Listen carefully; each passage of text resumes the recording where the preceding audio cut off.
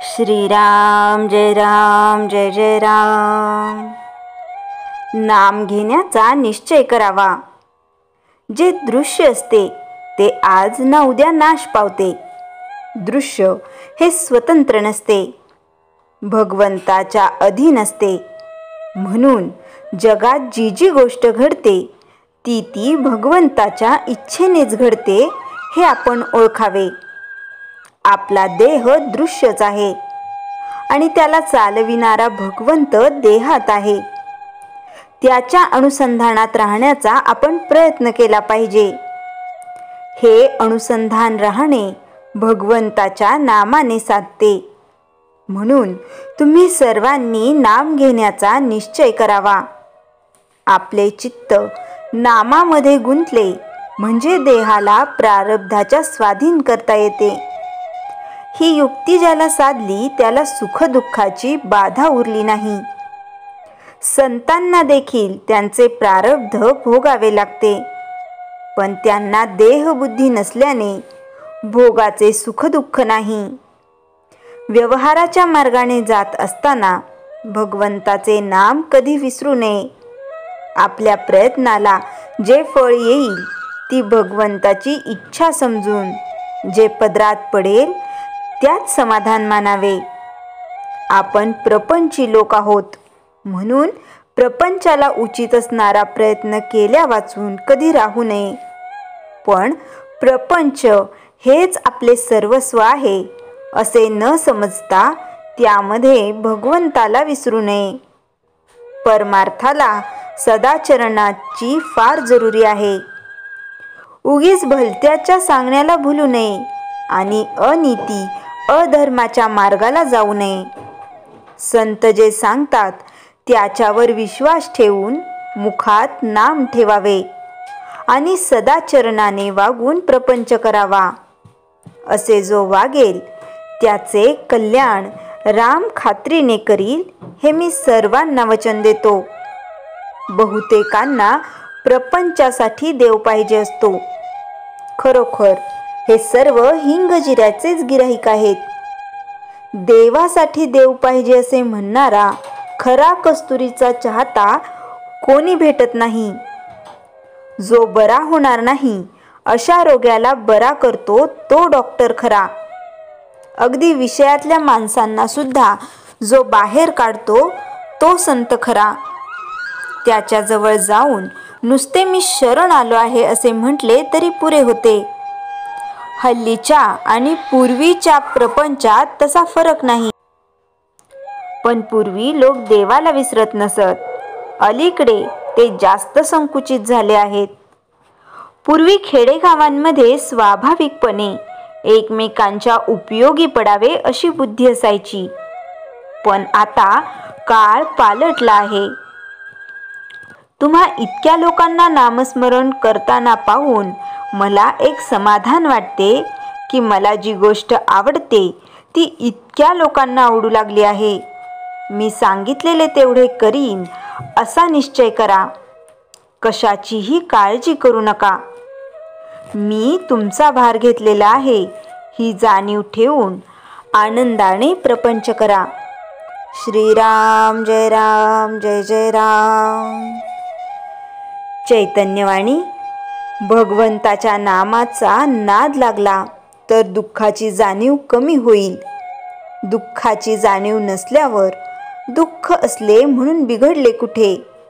श्रीराम जय राम जय जय राम। सद्गुरूंची मानसपूजा। मानसपूजेत सचेतन सद्गुरू मनपटलावर आणून नित्यनेमाने त्यांची मानसपूजा केल्याने सद्गुरू संवादही करू लागतील व तेव्हापासून साधकाला अचूक मार्गदर्शनही होऊ लागेल। अहम ब्रह्मास्मी असे अध्यात्मशास्त्र सांगते। याचा अर्थ मी ब्रह्मस्वरूप आहे। येथे मी याचा अर्थ मानवी शरीर असा नाही। मी म्हणजे सचेतन शरीराचे नियंत्रण करणारा आत्मा होय। आत्मा आणि परमात्मा ही भिन्न स्वरूपे नाहीत। आत्मा किंवा परमात्मा निर्गुण निराकार असल्याने भगवंताचे प्रातिनिधिक स्वरूप म्हणजेच आपले सद्गुरू साधकाला सद्गुरूंचा अनुग्रह झाला. म्हणजे सद्गुरू सूक्ष्म रूपाने साधकाजवळ असतात. साधकाच्या हृदयात त्यांची वस्ती असते. हे वायुसूत हनुमानाने आपली छाती फाडून हृदयातील प्रभू रामचंद्रांची मूर्ती सीतामाईला दाखवली यावरून स्पष्ट होते. अशा प्रकारे साधकाच्या हृदय कमलावर सूक्ष्म रूपाने विराजमान असणाऱ्या सद्गुरूंना सचेतन देह स्वरूपात कल्पनेने निर्माण करून मानस पूजेस प्रारंभ करावा. पहाटेची वेळ मानस पूजेस चांगली असते. अशा वेळी सुखासन घालून बसावे. चर्मचक्षु बंद करावे. अंतर्मुख होऊन कल्पना करण्यास प्रारंभ करावा. आकाशात क्षितिजावर गुलाबी रंगांची स्वैर उधळण होत आहे. सुगंध चौफेर दरवळत आहे. सत्तारेचे झणकार उमटत आहेत. मुरलीचा गोड मंजूळ ध्वनी आसमंतात घुमतो आहे.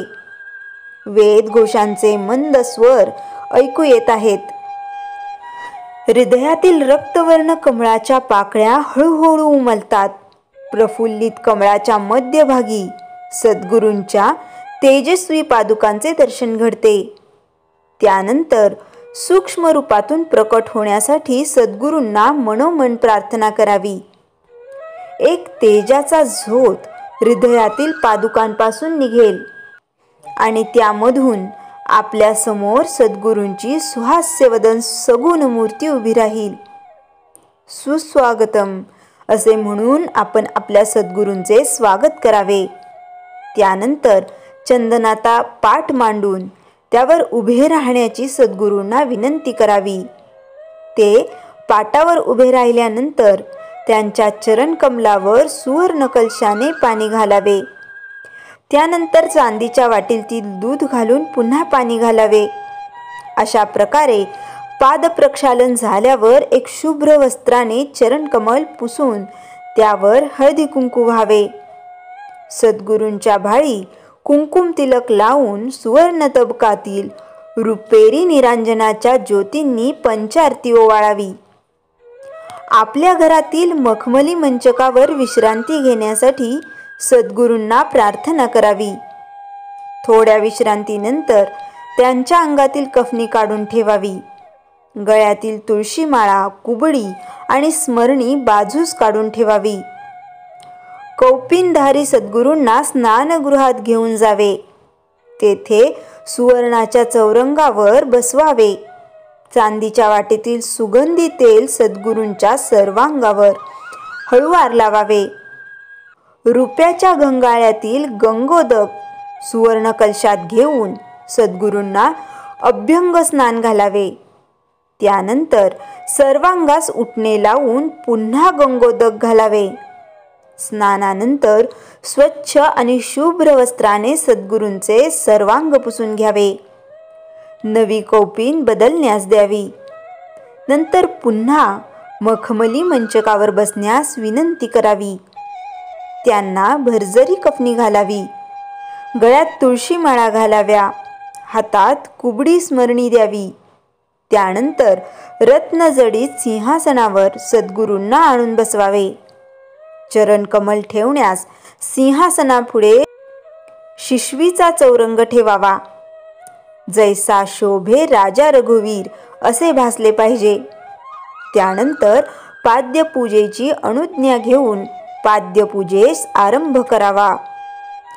शिशवीच्या चौरंगावरील सद्गुरूंच्या गुलाबी चरणकमलावर सुवर्ण पात्राने शुद्धोदक घालून पादप्रक्षालन करावे. त्यानंतर पंचामृताने पादुकांना स्नान घालावे. पुन्हा एकदा शुद्धोदकाने स्नान घालावे.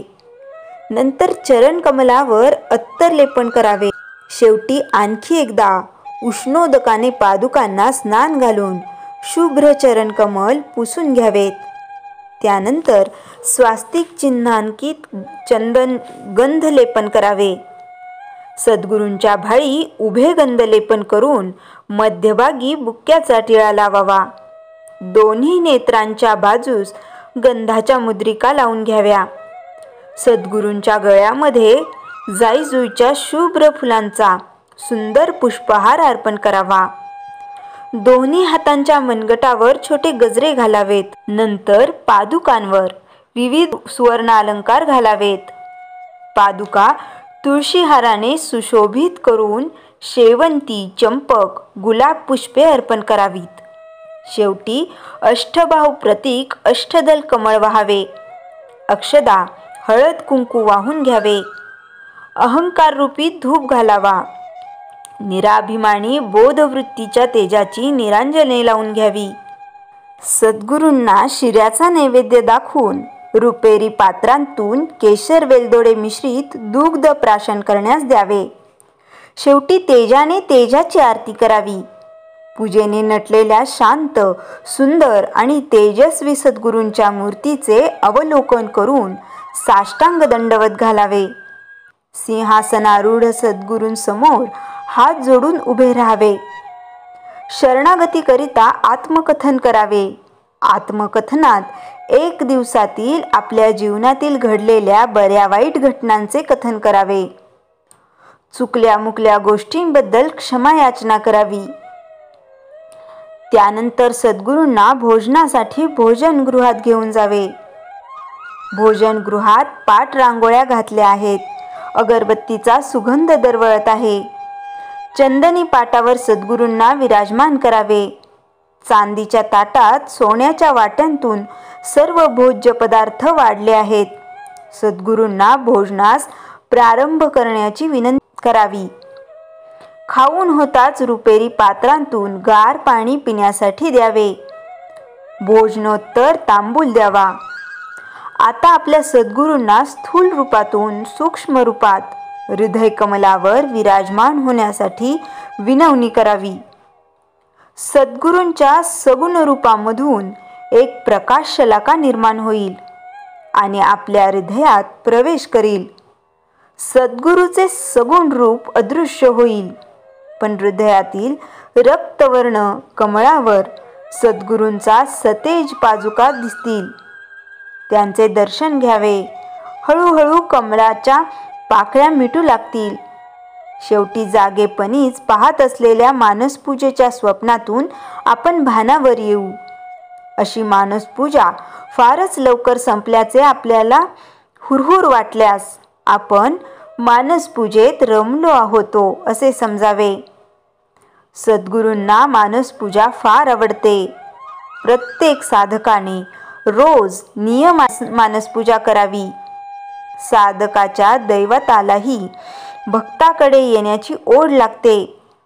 एखाद्या दिवशी जर मानसपूजेला उशीर झाला तर साधकाचे मानसपूजेतील दैवत त्यास जाणीव करून देते. सद्गुरूंची मानसपूजा म्हणजे सदैह सद्गुरूंचा सहवास लाभणे होय.